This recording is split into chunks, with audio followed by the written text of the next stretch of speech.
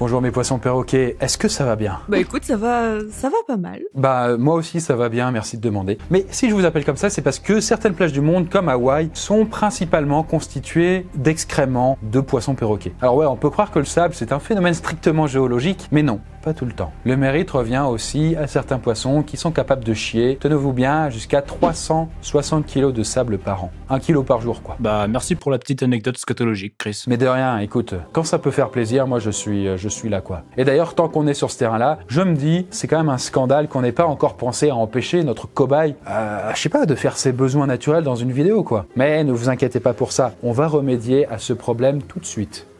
Gustave ? Dis-moi mon bon Gustave, toi qui adores l'écologie, tu trouves pas ça un peu criminel de tirer la chasse avec l'eau potable à chaque fois qu'on va au chiottes? Parce que du coup je me disais, tu vois, si tu t'arrêtais de chier pendant, 3 fois rien, genre 3 mois, bah ça te permettrait d'économiser 1000 litres d'eau mon pote. Du coup, si toi tu te sens un minimum concerné par le sort de la planète, j'imagine que tu vois aucun inconvénient à te retenir durant les 3 prochains mois. 3 mois. 3 mois.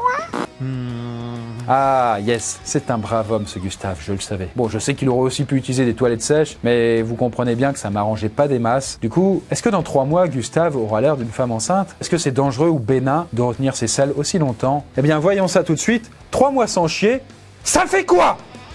Bah pourquoi il s'énerve? Excusez-le, hein. Il a craqué.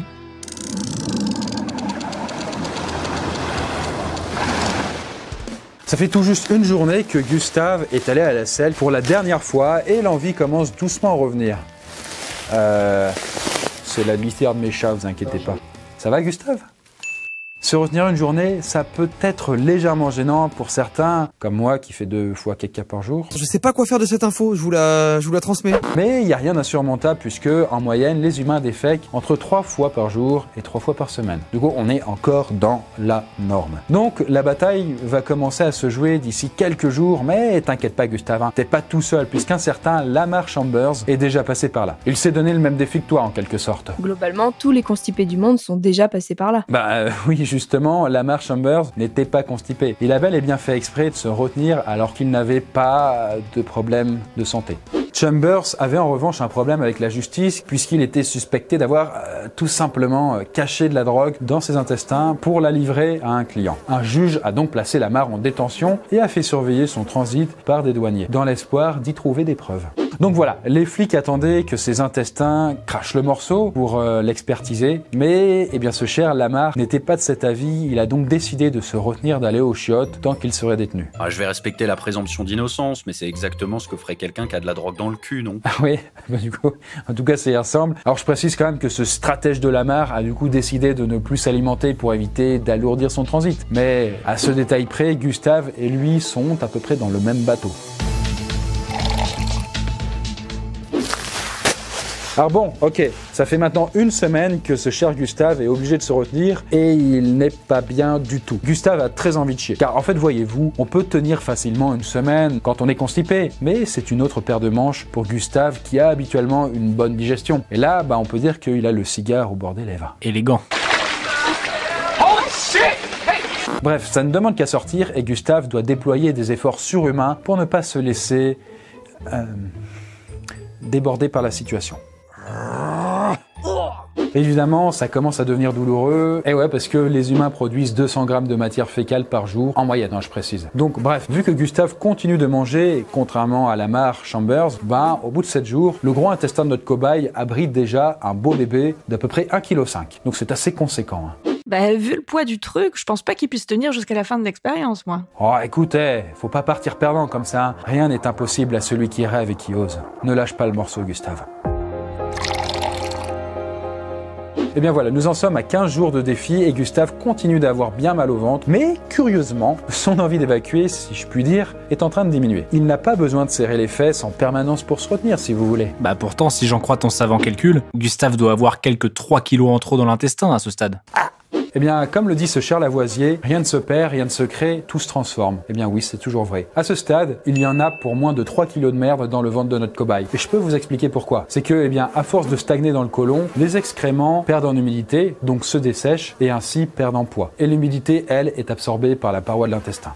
Mais le problème, c'est que plus les excréments se déshydratent, et plus ils sont difficiles à déplacer dans l'intestin, et plus donc ils sont douloureux à sortir. Et du coup, ces matières fécales compactes vont s'accumuler jusqu'à boucher purement et simplement le gros intestin. Et ce bouchon, d'ailleurs, solide, a un petit nom médical, tout mignon, c'est le fécalome. On veut pas ça, on veut pas le fécalome. Donc voilà, Gustave n'était pas constipé à la base, mais il commence à l'être à force de se retenir, et c'est d'ailleurs ce qui arrive à plein apopatophobes. Plein d'apopatophobes à travers le monde. Les apopatophobes sont les gens qui ont peur d'aller aux toilettes. Il y a beaucoup d'enfants qui sont concernés par cette phobie. Il suffit qu'ils se soient fait mal une fois à cause d'une tendance naturelle à la constipation pour que la peur s'installe. Ils prennent donc l'habitude de se retenir et la constipation devient chronique. Bref, c'est vraiment un cercle vicieux et du coup, il se retrouve dans la même situation, la même galère, on peut le dire, que Gustave. Avec tous les problèmes d'ailleurs que ça va impliquer. On en est désormais à 3 semaines de défi et Gustave commence à souffrir le martyre. Malgré sa déshydratation, son fécalome continue de grossir encore et encore. C'est que le début, d'accord, d'accord. Jusqu'à prendre trop de place dans son abdomen. Vous voyez, sur ces radios impressionnantes, toute la place qu'un fécalome peut prendre dans le corps. En tout cas, dans un cas très extrême, bien sûr. Et le souci, c'est que le gros intestin peut se retrouver très sérieusement déformé par les matières intruses. Et c'est ce qu'on appelle le syndrome du mégacolon. C'est un vrai terme médical, et c'est comme le fécalome. Il y a un cercle vicieux, car plus le côlon est détendu, et moins il est tonique, donc moins il est capable de faire son travail de transit. Et c'est ainsi qu'un mégacolon devient un gigacolon, voire un téracolon. Oui, et un mégalodon à la fin pendant qu'on y est. C'est un mégalodon. Il rigole, n'est-ce pas? Alors bon, ces termes n'existent pas, sauf peut-être le dernier, mais bon, dans l'idée, c'est ça. Tu seras ravi d'apprendre, Arnaud, que ça fait 1 semaine qu'elle a pas fait caca. C'est déjà un très beau score, tu la féliciteras. Bah ouais, très bien. Et bah du coup, le monteur, tu es ravi aussi de l'apprendre. Nous en sommes à 1 mois et demi sans chier et c'est précisément la performance qu'a réussi à accomplir Lamar Chambers, le gars qui était en prison, vous vous souvenez. Et pour ceux qui se demandent s'il a fini par craquer et s'il a été inculpé, non. Même pas. Il a réussi à s'en tirer? Eh bien oui, puisque la détention commençait à vraiment menacer sa santé et la police n'a pas eu d'autre choix que de le libérer pour qu'il se fasse soigner. Alors, ça paraissait désespéré comme tentative d'échapper au contrôle et pourtant, ça a marché. Du coup, on ne sait pas s'il avait de la drogue dans l'intestin ou non. Tout ce que l'on sait, c'est qu'il allait mal à cause du jeûne et de la constipation. Mais c'est encore pire pour Gustave qui a continué de manger depuis le début du défi. Là, il en est à un point où il est un peu incontinent, urinaire, je vous rassure. Bref, regardez ça. Hey Gustave, salut mon pote, ça va? Non, bref. En tout cas, je crois que t'as fait tomber ton stylo. Regarde.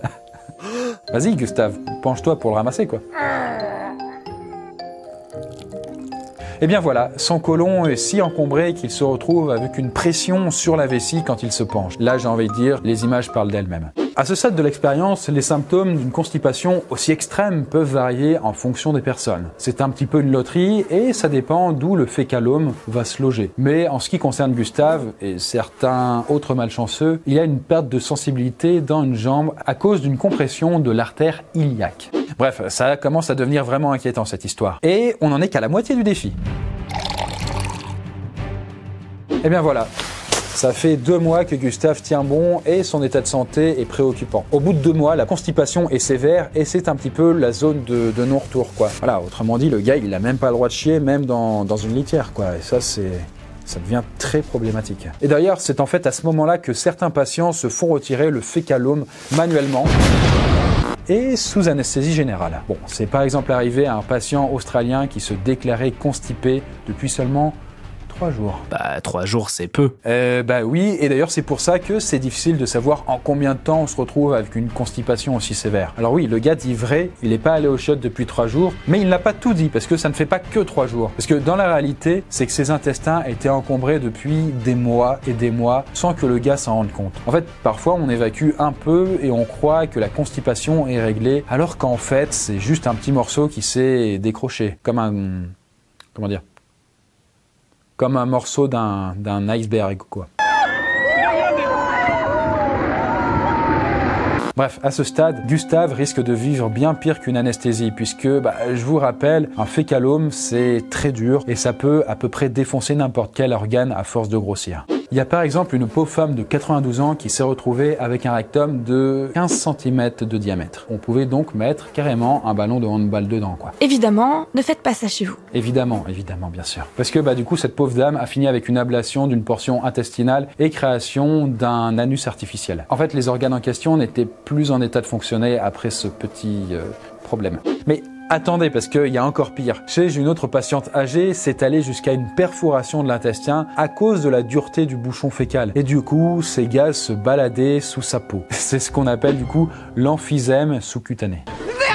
Vernon, fais quelque chose! Bon, voilà, je vous parle même pas des ruptures de vessie et des problèmes de reins. Donc vous l'aurez compris, ces histoires d'intestin bouché peuvent prendre des proportions extrêmes. Et en ce qui concerne Gustave, il risque un peu tout ça à la fois, mais je ne peux pas vous dire si un de ses organes est en danger, car on lui a formellement interdit d'appeler les secours. Voilà, c'est nous qui lui avons demandé gentiment pour les besoins de l'expérience et de la science. Donc voilà, faut aller jusqu'au bout, Gustave. Pose-moi ce téléphone tout de suite.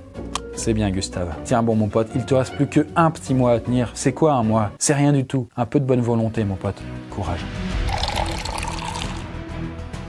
Eh bien voilà, nous sommes arrivés aux 3 mois sans chier, et sans surprise, Gustave souffre toujours. Bien évidemment! Bien évidemment! Bien évidemment! Bon, là je vous avoue clairement que je me demande si le fécalome de Gustave va battre le record du monde en taille, parce que, regardez, on dirait vraiment une femme enceinte.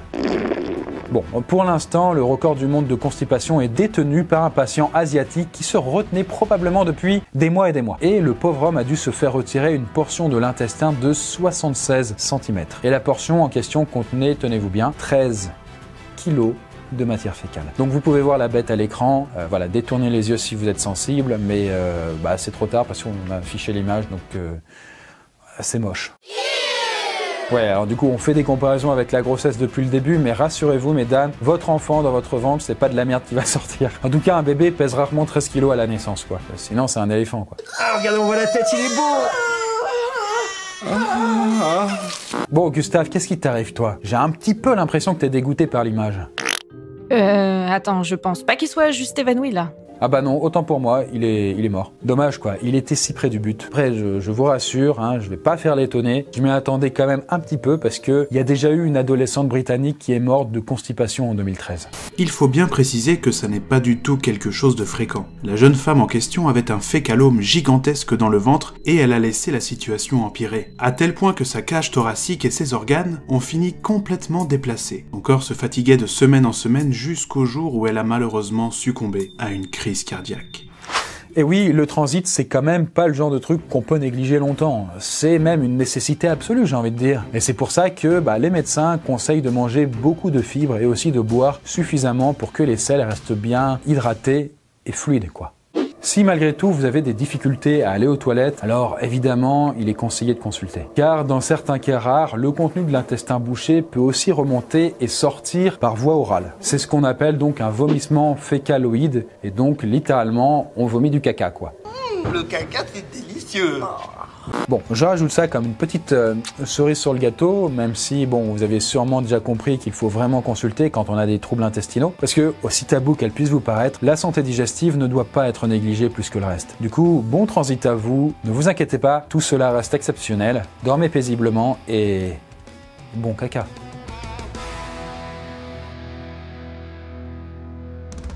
C'est ça la conclusion philosophique de cette vidéo? Le mot caca? Oui, du coup, ça fallait pas, quoi. Ça me semblait correspondre au sujet, quoi, je sais pas.